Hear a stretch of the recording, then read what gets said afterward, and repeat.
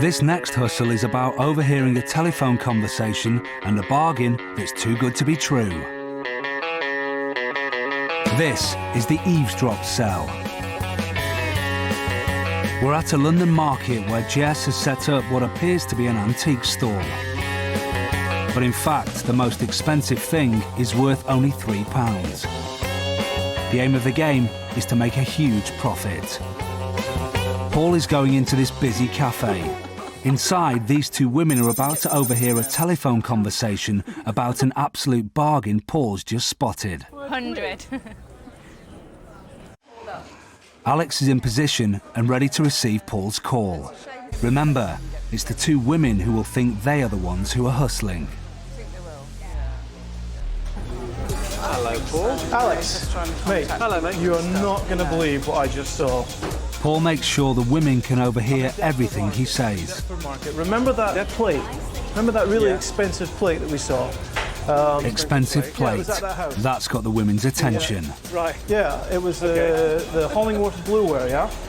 The Hollingworth Blueware. Yeah, it it had the wavy outside. It was like Wavy it was like £800 at the auction. Paul describes the plate and makes it clear that it was worth £800 at an auction. I've got no money. There's one in the market. She wants 60 quid for it. 60 quid? Now he's made sure that the women know that it's possible to buy the plate for £60. Basically, you know where the Halifax and the Greggs the Bakers are? The Greggs the Bakers, yeah, I know. She's right in front of there. Are you going to be able to And finally, he's explained where to find this bargain. I guarantee we'll sell it. I'm going to go. Now the two marks have all the information they need to go out and make a fast buck. Well, it's on about some plate that's worth a lot of money and it's only 60 quid. Right, I think Paul's roped somebody, so yeah, I think they're going to be coming down that way. We could try and sell it if it looks good, but let's go and suss it out anyway. Having been suckered into the scam, the two women follow Paul's instructions to the stall to find what they think is the easiest £740 they will ever make. Hello. How are you? Fine, thank you. How much is this plate? 60. Can we have a look at it? Yeah, of course you can. Have a look at it for you. Here you go. It's quite nice, actually. Do you know anything about some antiques? Absolutely nothing. Had a bit of interest already this morning, that plate. Have you? Yeah. People have been asking about it. I mean, there was actually a gentleman who came down earlier. I don't know where he's gone, but he was going to come back. So if it's like a race against time, I don't know. But well, I could be 20 towards it. But You going to take it? all right, go for it. There you go. I'd be more lucky. Thank you very much. Cheers. Thanks ever so much. Cheers. Have a lovely day. Bye. £57 profit for just 5 minutes work. Now it's Alex's turn to hustle. Do you remember that plate I sold in the store last? And of course, there are plenty of plates to sell to the people who eavesdrop on our phone calls. So, what do the two women think they've picked up? An antique plate. Oh, don't drop it. That's it there. Just really like the look of it. Telling the truth, that guy. Well, we actually overheard a conversation of a guy when we were in the cafe who was talking about this plate, and apparently it's worth a lot more money than we paid for it, so we thought it was worth the risk. We're going to try and sell it. So, how do they feel now they know what's happened? You're kidding. A bit silly. Totally foolish. Set up, I expect. Set up. The eavesdrop scam works on two levels, basic greed and what we call the scarcity principle. Now the two ladies overhear Paul on the phone. There's an opportunity to make some money. We're always looking to make a quick buck. The second level it works on is the scarcity principle. They know that this opportunity will only be open for a short amount of time before the other person comes along with the money, so they quickly hot-foot it down and buy the plate without really thinking through the consequences. Hustlers love a good Samaritan. In this scam, the victim's kindness is used to let us get close enough to to make a daring steal.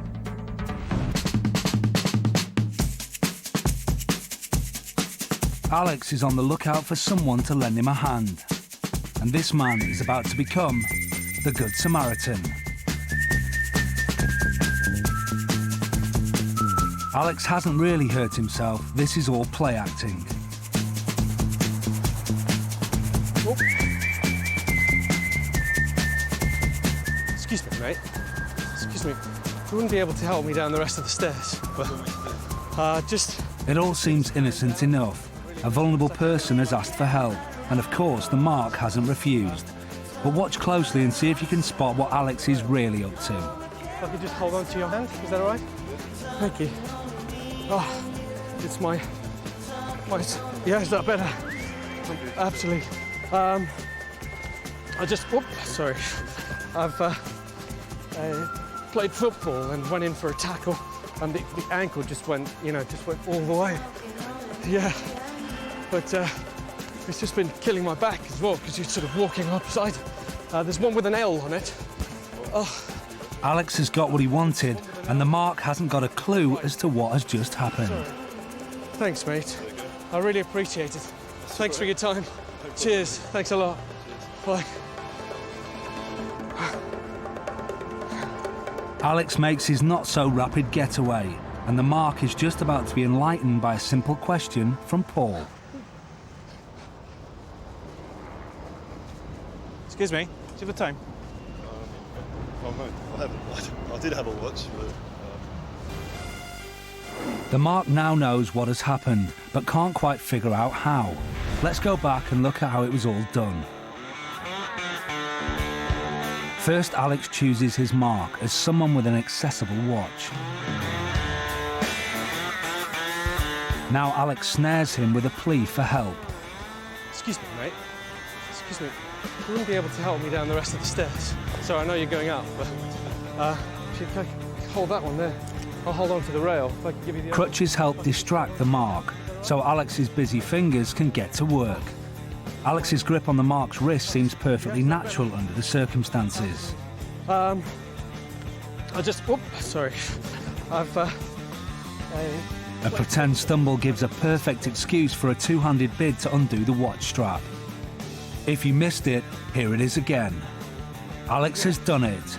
The watch strap dangles and the mark hasn't noticed. Now Alex has to perform perhaps the trickiest manoeuvre. He has to remove the watch without the mark noticing. There's one with an L on it. There. Alex distracts the mark again using the crutches. In slow motion, he still removes the watch at lightning speed and then drops it into his swag bag. One with an L on it. There, I think. Oh, right, okay. Sorry. Oh, With right. his crime undetected, Sorry. Alex has plenty of time to get away. I really appreciate it. Thanks for your time. Cheers. Thanks a lot. Bye. This technique can catch anyone out, and Alex certainly demonstrates this. Oh, excuse me. Sorry. Sorry, you wouldn't be able to help me down the rest of the stairs, would you? Same old story. If I can just hold onto your hand, is that all right? Sorry, I just need to... Oh, one second.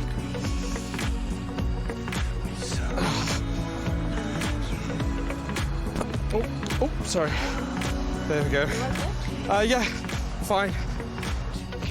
Oh, kills your back. They've got some... Almost identical execution. I think it's left. Oh, excellent. Thank you. There's a... Thank you for your time. Thanks a lot. Bye-bye. Thanks for your time. That's right. Thanks a lot. Excuse me, do you have the time? Somebody has took my watch. Do you have the time?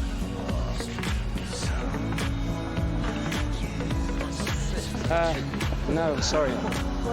Our victims can only look on helplessly. Too late for them, Alex is revealed as a con man.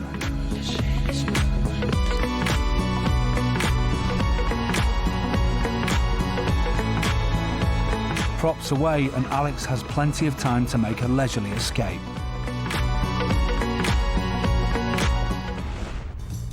Now, we're not saying don't be a good Samaritan. We're saying that watches can be the most expensive item that someone's carrying.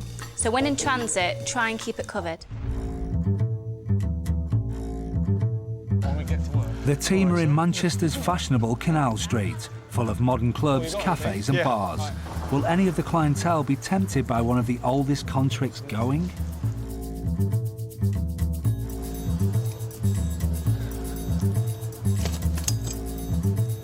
This is the 3 shell game, in this case played with 3 bottle tops and a P. Come on, folks, try your luck. Anybody want to play? It's very simple. Real money for real luck. All you have to do is find the P. Very simple, always starts there. I'm going to move them around like that. Paul is the operator, or the shell man, and he's looking for a victim. Come on in. Come on in. Don't just look. Stand over there. All you got to do is guess where the P is. It always starts there. All right, where is it now? I haven't done anything yet. Like that. Perfect, just like that. Watch. There's the P. You know where it is. All I'm going to do is move them around like that. I'll do it again. You know it's not there. Where is it? This one. It's not there. It's not there. It's got to be there. Now, sounds like fun, but it is for money. You want to have a try? Yeah. Yeah? Maybe for some money, £10? Alex is a collaborator in the scam known as a shill. He is going to pretend to play the game and so entice the victims into betting. Even money paid. You give me a tenner, I give you 20 back. All right, where is it now? There it is. I'm going to try and confuse you. A little bit of that. Where is it? Middle one. Middle one? Look at that. Sweet. You got a winner. All right. 10. Alex wins, and so the victims are conned into believing that they can succeed too. But the reality is that they don't stand a chance. All right. Move them around like that. What? Bring the money out your pocket. What you got? Come on. Don't listen to her. She doesn't know what she's talking about. Feel the luck. Feel the luck. All right, a tenner. Tenner for which one? Middle one. Tenner for the middle 20 one. on this one. 20 on that one. I've got to take the bigger bet. 20 on that I've got to take the bigger bet. Look.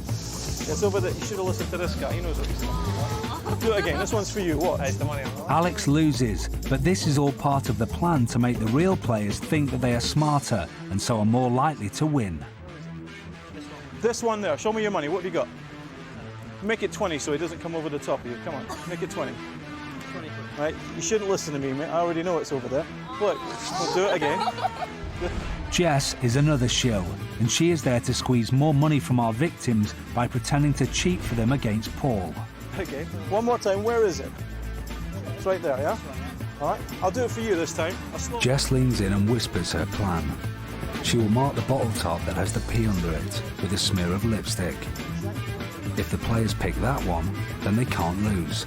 Of course, we know that they can't win. All right. It's in the middle one. Go on then. Go on then. Don't drop it now. Jess leaves a tiny mark on the bottle top with her lipstick. Can I check it, just in case you... Yeah, all right. I know where it is. Now watch. Very, very slowly, okay? You know exactly where it is. Where is it now? Come on, show me the money. Show me the money. What have you got? 20 quid. 20 quid. 20 quid on this one. No, that one. That one. That one. 20 quid on that one. How much are you betting? 20. On this one? 10. This one? That one. How much? 20? 20. 20. Well, it's not there, mate. It's over there. Like that. The victims have now lost £40. It's, was that you? No. With barefaced cheek, Paul accuses the players of cheating, which allows him to close the game and keep the money, as well as seeing off his victims before they realise they have been This is a conned. game for money. You can't cheat. Look. Okay? I got I'm sorry. No, I'm sorry. All right, I'm done. If you're not going to play fair, I can't play you. I'm sorry. Okay? Come on, folks, try your luck. It's a game. Anybody can play. Very simple. Paul is up for snaring more players, while his victims have time to reflect on their defeat. Well, initially, when I first went to have a bet on it, I didn't really think I was spending any money. But when the girl kind of like said, with this lipstick on it, that's going to be it. You kind of like assume, you know, how can it not be any different? So, I guess because of the girl's presence, made me spend a bit more money than I would have done. I'm going to give you... Paul, Alex and Jess are conning another pair. But even if these two choose correctly, they can never win. A skilled shellman uses sleight of hand and other tricks to always take your money. Which one? That one. You should have said over there, mate. Sorry. That's how the game works. Sorry, guys. The shell game is centuries old, and people are still falling victim to it all over Europe. The problem is, they will never win, as this game relies solely on the hustler's sleight of hand. This is called the shell and P. there's no P here. There's no P here. The P starts right there, like that. Nothing under here. All you have to do is watch for the P. Here we go. If I wanted to, I could put the P here, or I could put the P here.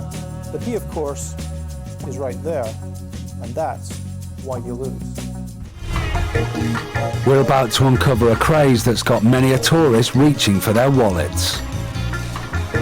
They're cheap and easy to produce, but the final product is really quite magical.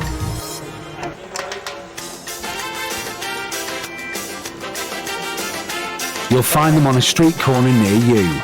These are dancing dolls. If you've ever seen dolls like this on the street, you probably wondered how they worked. If you've ever bought them, you know exactly how they work.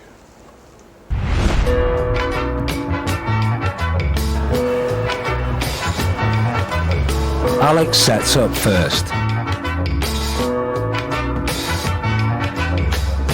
It doesn't take long before the dolls are strutting their stuff and attracting passers-by. That's it. You want one? I'll do 2 for a £5. 2 for a £5. Yeah. Alex is ready with some high-tech patter. Yeah, pop them in the fridge, leave them in the freezer overnight. That activates the stuff that's in the paper, and then stick them in front of your any sort of stereo in front of the speaker. Hit some music. Yeah, it just goes along with the bass. If you think that's how they work, then keep watching, and we'll show you the real secret behind the dancing dolls. This shopper is convinced enough by Alex's sales pitch. Yeah? All right, mate. Look, there you go. Jess has a different take on the physics of the dolls. They've got wire cords in the legs, and they react to the vibrations that are being sent out by the stereo. And you just sit them down, you watch them dance. So the greater the bass, the more that they'll dance. But they're really quite good because the more bass you put in here, the more that they'll move about. So it's quite funny, and it's like a new design. So hopefully they look good at the back of my car. Alex can't even stick to the same story, and any science fiction he tries seems to work. Dancing dolls, all you do is you take a doll and you put it on top of your radiator overnight, and it just heats up a little bit, activates, it's got little magnet filaments inside the paper. You put it in front of any speaker, starts jumping up and down the music. If I put it on top of the radiator, the heat will make it dance and move. This is what they never tell you. There's a piece of wire so thin that it just can't be seen, going from the CD player to a bag or a box, and inside that is an electric motor which makes the wire go up and down. The doll is sitting on top of the wire, and this is what makes it dance. It certainly isn't magic, and it doesn't do anything if you put these things in the fridge. Well, it makes them cold. Well, it'll make you cold, wouldn't it? Yeah. So, thanks to our invisible string, the dolls dance away, and Alex and Jess notch up their sales. You can put them in your car, or next to your TV, or on top of your TV, and you can start watching them dance. It dances to some electromagnet thing. Does it do that? It don't do it. It slowly dawns on people that what they have just bought is a load of old rubbish, just like our hustler's sales patter. So I stick them on top of your microwave, and every time you turn it on, they stand up and they start dancing. It's not going to work because it's 2 bits of string and some coins. I don't know why I bought it. Remember, put them in the freezer overnight and then bring them out. I'm just looking at it again a bit more closely. It looks like a bit of paper with 2 P's stuck to the bottom. Do you want two of them? Do you want a man and a woman? Yeah. That's £5? I think it's probably worth about 4p. Time to leave. 500 quid up and keen to be far away before anyone returns asking for a refund.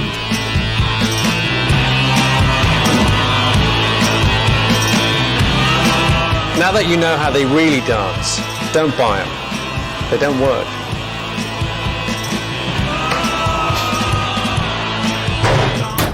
More than £10 million worth of counterfeit cash was taken out of circulation in 2005 alone. Passing forgeries carries a hefty jail sentence. So the question is, how does a con man pass counterfeit cash? Alex has got hold of some counterfeit £20 notes and is writing the word fake on them using a UV pen that shows up under a black light. Using a false police identity badge, we're going to find out just how easy it is to pass off counterfeit cash.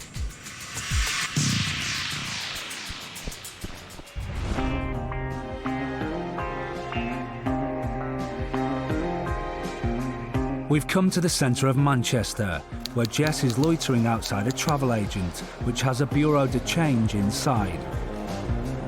Meanwhile, Alex is outside in the shopping precinct, waiting for a call from Jess. When Jess spots someone who has just changed some money, she'll call Alex and he'll swap the customer's good money for the fake money. Excuse me, madam. Could I just stop you there? I'm Detective Steele from the fraud squad. Yeah. Did you just exchange some money over there? Yeah. You did? Sorry, can I just bring you over here just out of these crowds? We've just been having some reports of some illegal counterfeit cash being passed from shops. Oh, right. Can I just ask, did you change your money into British pounds? From euros. From euros into British pounds? Was any of the money you were given £20 notes? Yeah. Can I just have a look at them just to make sure? We're trying to find out where the money is coming from at the moment. If I could just have a quick look, just make sure it's all kosher. Now they actually look fine for the paper. You can usually tell straight away by the paper. Yeah. And the holograms look nice and bright. Also the watermark, actually, if you see the watermark there on the Queen's face, that's pretty good. So no, these seem to be fine, actually. That's fine. Is that all right? Yeah, that's fine. You have nothing to worry about. Okay. Thanks again for your time. Okay. A good citizen complying with the law has just lost £80 and is unwittingly walking away with counterfeit notes in her purse.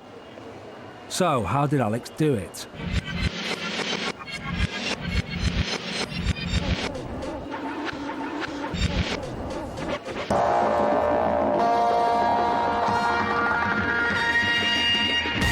Jess followed the woman into the shop and watched her at the bureau de change. Then she phoned Alex and told him how much money the woman had exchanged and gives him her description. Hey, yeah. Oh yeah, she's coming out now. She's got 120. 120. Got it. Yeah, that's right. Got it. Okay. Alex can't swap all £100, so he counts out £80 in fake 20 notes and places them underneath his notebook. Could I just stop you there? I'm Detective Steele from the fraud squad. He then gets the lady to allow him to check her cash, but as he distracts her by looking at a genuine £20 note, he flips over his notebook to reveal the 4 counterfeit £20 notes and hides the real money. So it all looks pretty. That's fine. When he hands back the money, he's giving her 1 original note, but the rest are counterfeit. And Alex has just made £80. We caught up with this lady and told her what had just happened. Did he just swap my money when I... Oh. So he's con man, he's walking around saying that he's so-and-so with his identity and he's just swapped my real money for this fake money. So I can't even go back in there and change it, can I? No. How did he do that so quick? I didn't even see him do it.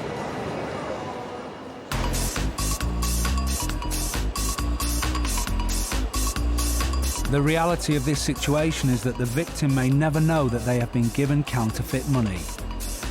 For Alex and Jess, no one's coming back to complain, and they're free to carry on this scam all day long and go home very rich people.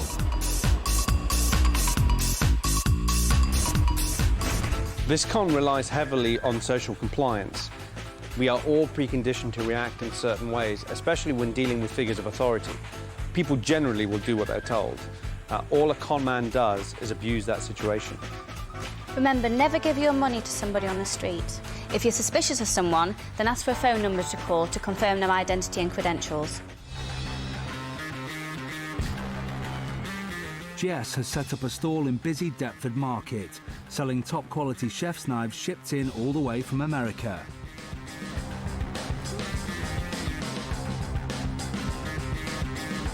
She has a TV that's constantly playing an infomercial showing any potential customers what a fantastic deal this set of knives are. This is the cutting-edge scam. Ideal Christmas present, 22p set for £19.99. Hello, how are you? Do you watch cooking? I do actually. Yes? You got a good set of knives? Not as good as this lot. No, this is a #1 selling knife in the US right now. Yeah. You buy 1 Pro Blade cutter plus you get a 21-piece set for free. I mean, if you can see it on the video. The sales patter is good, But it's the infomercial that's really got her interested. It seems too good an offer to refuse, and she buys a set for 20 quid. Have a lovely day. Everything seems to be going well for Jess, and nothing appears out of the ordinary, except for the two jokers on the TV with the dodgy American accents. Wow, that's fantastic. Let's find out what's really going on. The knives, of course, are not chef's knives shipped in from America. They are cheap, flimsy and useless, bought from the cash and carry and repackaged with some new branding. The aim of the game is to convince the customers that they are buying a top-of-the-range product. The hustlers do this by creating an infomercial. All it takes to shoot one is a couple of chef's outfits, a cheap knife set and a camcorder. Turning over. 3, 2, 1, action. Hi, I'm Jerry Steele. And I'm Rob Marks. The trick with this scam is to leave no doubt in the customer's mind about the quality of the product. With some clever slogans, high-tech patter and brand psychology, every customer should be falling over themselves to take advantage of this fantastic deal. That's a wrap. So, after a spot of editing, it's time to reveal the amazing Wonderblade Pro 3.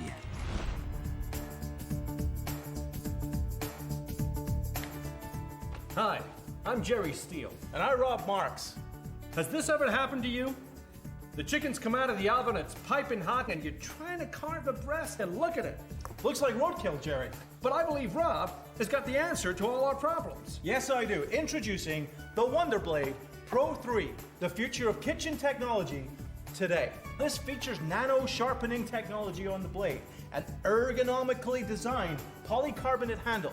This ensures a firm grip, reducing wrist strain, improving chopping speed, reducing preparation time, and cutting your kitchen time in half. Wow. Armed with their new infomercial and cheap repackaged knives, it's time for Alex, Jess and Paul to hit the market. Will the new video help them sell their knives to the public? And it's not long before the video starts to pull customers in. Jerry, if you were to try and buy a blade like this in the store, it would cost you upwards of $100. But today, you can own a Wonderblade Pro 3 for just $39.99. $39.99. That's fantastic, Rob. You can buy with technology you can trust. Yeah, the exact same Rob, set. wow, 13 pieces for just $39.99. You gonna get one? Yeah. Yeah? Here you go. Lovely, thanks ever so much. Enjoy your cooking. Cheers. Thank you, bye. Hello. How are you? $39.99. That's fantastic, Rob. Obviously that's US dollars. We're selling it for $19.99. I mean, it says seen on the TV right here. It's everything you get. You gonna take one? Yeah? Okay. There you go. It's $19.99. Thank you. Wow. Get you your penny change. Through the morning, the money keeps rolling in, and every customer walks away feeling satisfied they've picked up a bargain. But what do they think of their new purchase? The video promotion is very good because you don't really have the time or the space on a market like this to cut a tomato or to cut a cucumber. So the promotional video is very good to actually see what these knives can do. But on closer inspection, do the Wonderblades still deliver? Yeah, a bit upset. But this is really, no. It's a good idea to actually check what you're buying, even if it's a half-open box or a completely closed box like this one was. I think I'm going to go back and ask my money back. The reason this scam works is that people like to buy a brand product, a product which they think has got some reputation, whereas in fact a lot of these so-called branded products are actually very cheap, very crude products, not actually very good quality at all. A good hustler can sell anything. The trick is making it seem much better than it is. That is the art of the pitch. Items always look a lot better when they're packaged up and on the TV. Our advice? Try it before you buy. And if you can't do that, see if you can find a review on the internet. This is a popular scam that targets tourists by virtually offering them a free lunch. But we all know there's no such thing as a free lunch. At a cost of just a few pence, Jess has designed and printed some books of fake restaurant vouchers offering half-price meals at non-existent high-class restaurants. She's going to sell these to unsuspecting tourists in the fake food voucher scam. In order to look the part, Jess has made a t-shirt with a cheeky slogan, and with her bright jacket and fake ID, she hopes to sell her worthless vouchers for £10 a pop.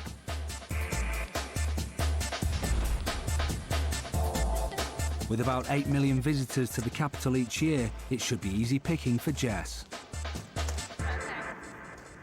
She sets up in Trafalgar Square.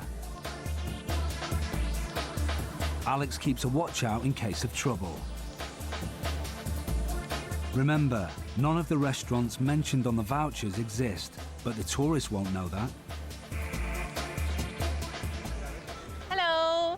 Can I just take a moment of your time, please, just to tell you about our 2-for-1 offer that we've got from some of London's top restaurants. It's a booklet of 15 vouchers. It's £10, so that's 66 pence per voucher, and it's some of London's top restaurants. Even if you only use one voucher, you are still saving a lot of money. You'll be saving the £10 that you'll be spending on them in the first place. Where can you use it? You can use it at all these different restaurants. It's got all the restaurants in here, and it's got all the addresses as well. Places that people That'll be fake addresses, fake phone numbers, and non-existent restaurants. Surely that's a bargain. or a main and a dessert or something. I have one. Yeah? Do you want one? Yeah, come on then. Go, right? She's got a sale. £20 with no chance of a refund. Thank you very much. Thank you, Enjoy. Lovely. Thank you. Thank you very much. Bye. These two guys have just spent £20 on worthless paper, and by the time they find out, Jess will be long gone. It's lunchtime and business is brisk. Hello. Selling some vouchers today, promoting 2-for-1 offers at some of London's top restaurants. I get all those? Got all of these, 15. They last for 5 months as well. That's not bad. Hello. How are you? Good. This book was worth £150. It's got 15 different vouchers in it, so it's £10 for 15 vouchers. If you're interested. So, that's lovely. Thank you very much. Have a lovely time tonight. Okay. In under an hour, Jess has sold the lot. £150 profit. That's 66 pence per voucher. So, what do the tourists think? She's basically given herself a license to print money. Got any restaurant vouchers? We made up the restaurant names. The real scammers will use real names, real phone numbers, and real logos, so this con doesn't just hit the tourist. You're paying. Go to the chipping. We've also been victims of the food voucher scheme a couple of years ago, I think.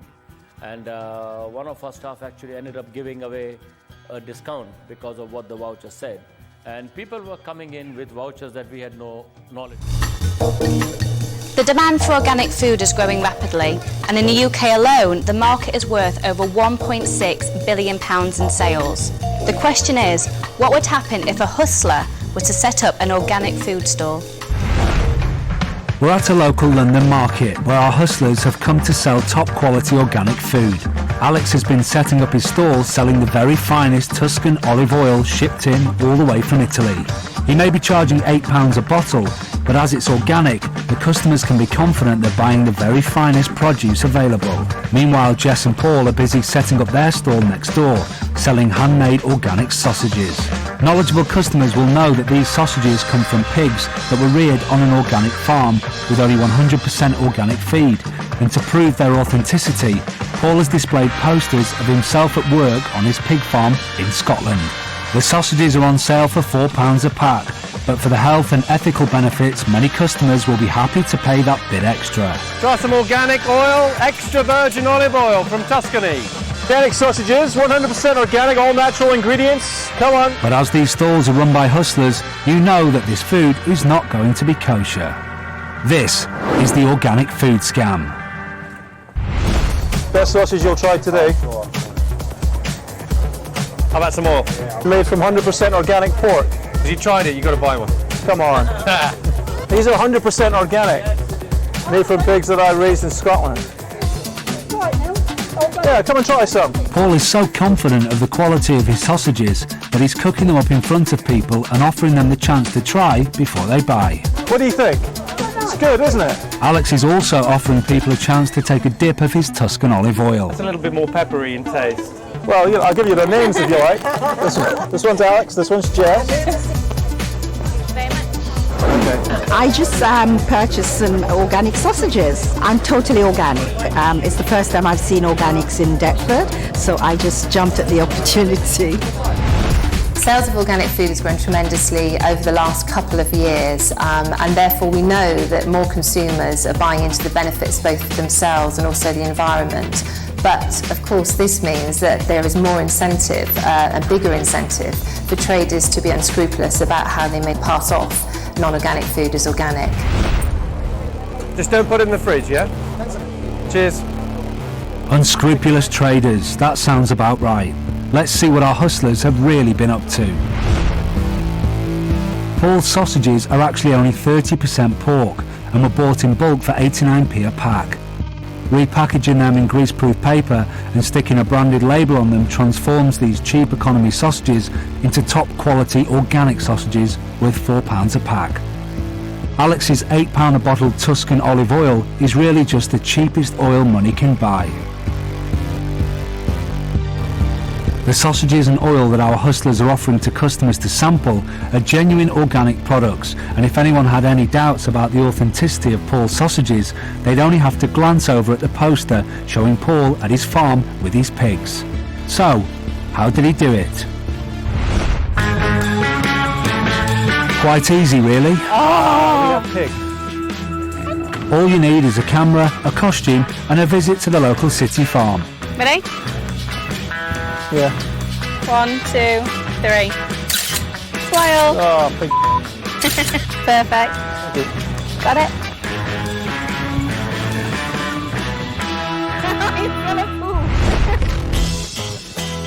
Jess gets to work on the posters. It only takes her a few minutes using a design package and they've got a branded company poster. 89 pence, £4.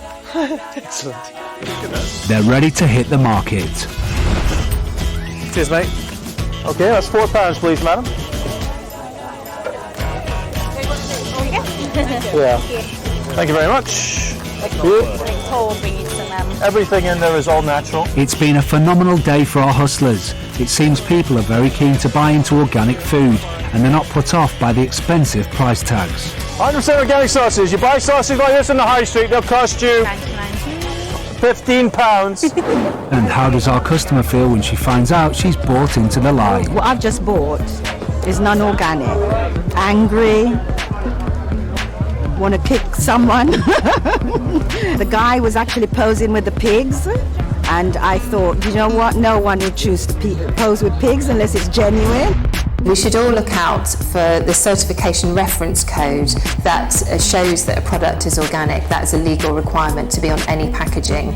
And also the symbol of any certification body, such as the Soil Association, on that product.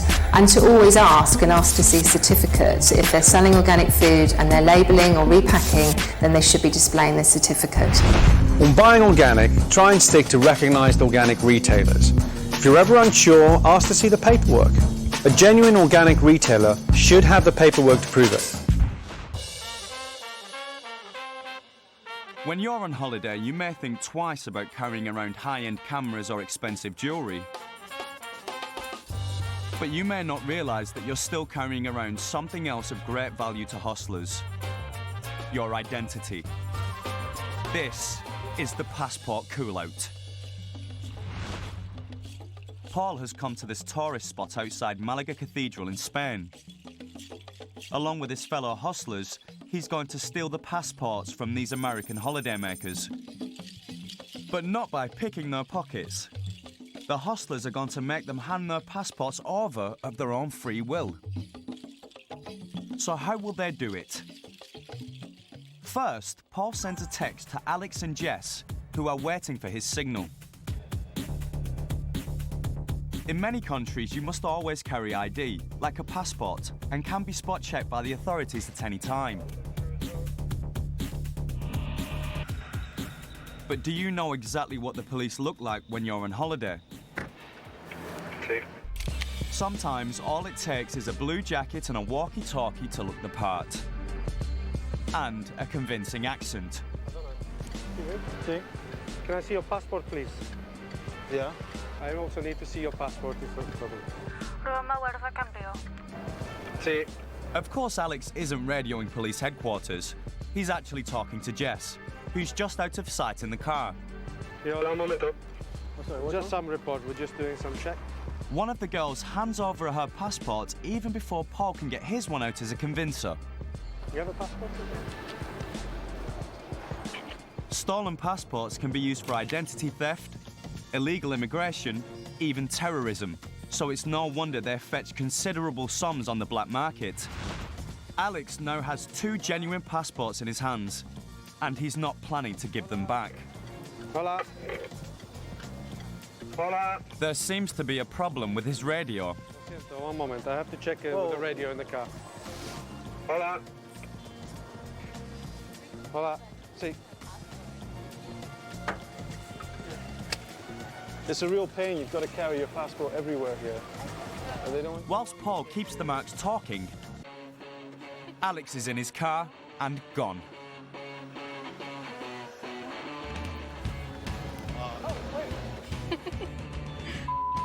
By the time they realise what's happened, it's too late. The last thing the hustlers want now is for the girls to phone the real police. Sí, me llamo es, So Paul beats them to it. Yes, I speak English, thank you.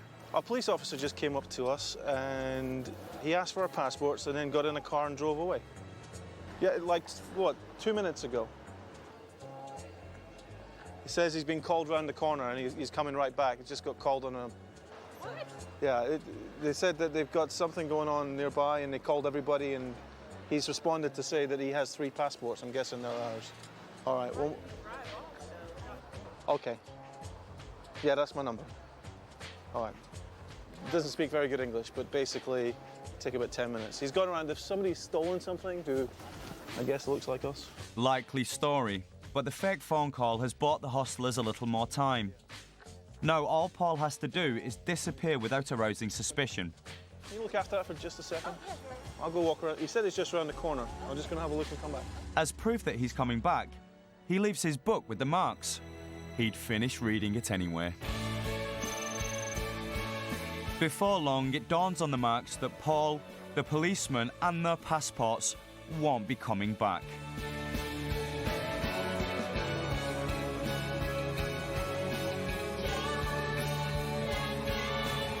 We think some people just stole our passports. I can't believe it happened. It seems so surreal. It was like a Spanish police officer, and he came up to us and asked for a passport, which we thought was normal because we've heard that they do that, like check foreigners, and now we don't have our passport. When you're in panic, you're just vulnerable, super vulnerable.